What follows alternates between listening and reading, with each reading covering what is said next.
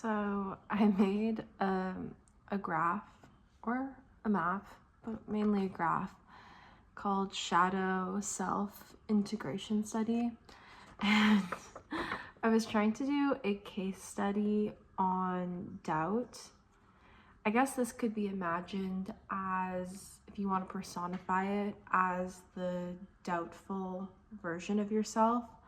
I think doubt, especially in the creative process, been treated by me as this like poison that could threaten to overtake everything and spin me into this sort of nihilistic place of wondering why I even am creating anything in the first place. And so it does feel like this doubtful version of myself become sort of monstrous and takes on this shadow like quality that can have a lot of weight in my inner world. So I did kind of like example 1 and then example 2, and I was trying to kind of highlight how we can move awareness in relation to the doubtful. I'm going to start with example 2. So in this example, awareness constricts around the doubt. Now, as you can kind of see, the size, I like drew the doubt as this prickly little thing. So that's kind of sometimes how it feels like. But you can see that the size of it is kind of like exactly the same. But all that is changing is the scope of awareness that I've kind of made with these little dashes and colored in kind of this purpley color. So in example 2, awareness constricts around the doubt. And what it's doing is awareness seeks to oppose, limit, or protect itself from the shadow, which is in this case, the experience of doubt.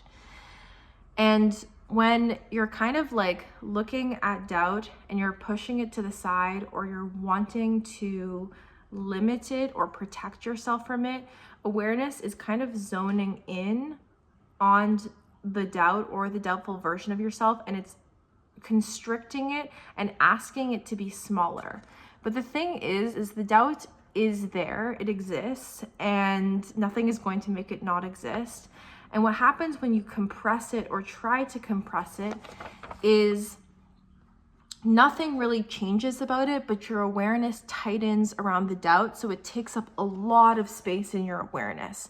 And now this thing that relatively might be something that is small or, relatively smaller, taking up less space, now is taking up the whole room. The whole room is filled with doubt. And something that could have been one of many different versions of yourself is now taking up the whole room because awareness is constricting around it.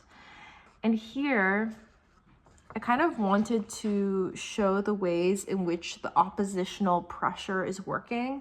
So as your awareness sort of constricts around the doubt and attempts to make it smaller, the doubt then, because it's not going to cease to exist, it pushes back with equal pressure as it's being pushed back on. So you see this, it's like one line here and then 2 lines here.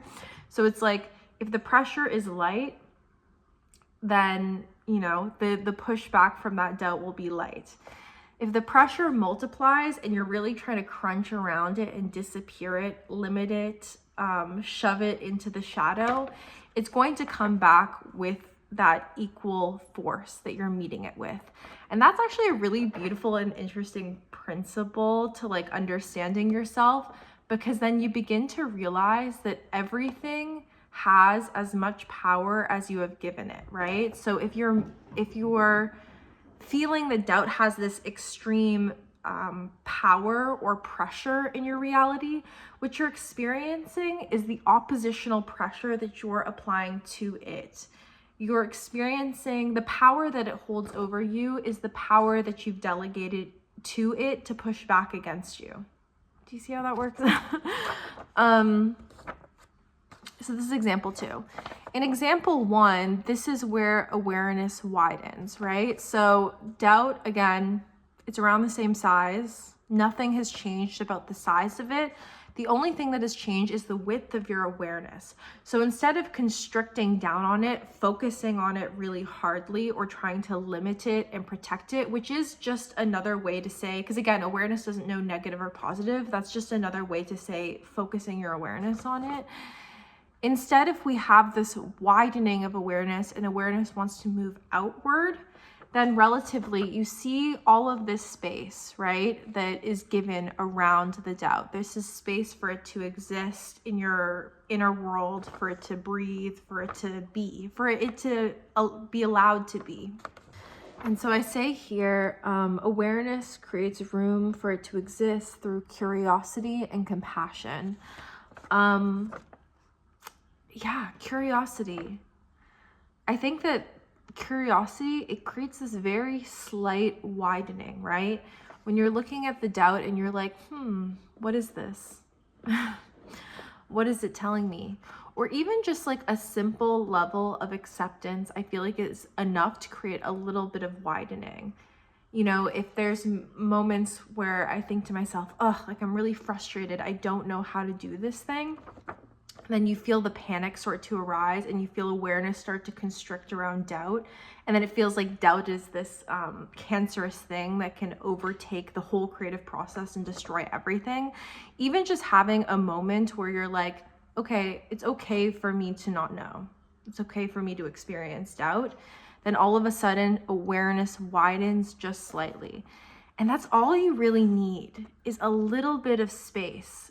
You know, a little bit of space is all you need to work with, because a space is where a choice can be made.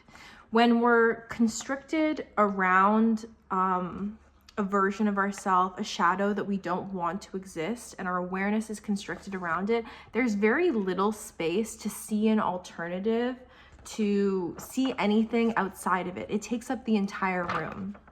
Whereas over here, when there's slightly a little bit of space, there is room for a choice to be made.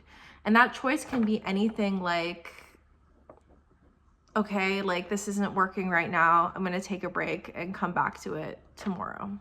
You know, anything it can be very small, but it's that space of awareness that allows even just the sliver of the awareness that agency is possible. You know, that we can make a choice.